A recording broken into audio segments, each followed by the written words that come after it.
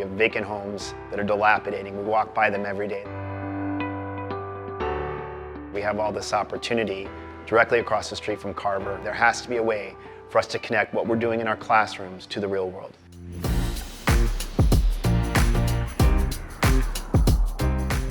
We are practicing what we need to do in the classroom and then going across the street and applying what we learned. The fact that I get the opportunity to, show my talent, to build brick in here and for a house that may be lived in someday is a great opportunity for me and other students.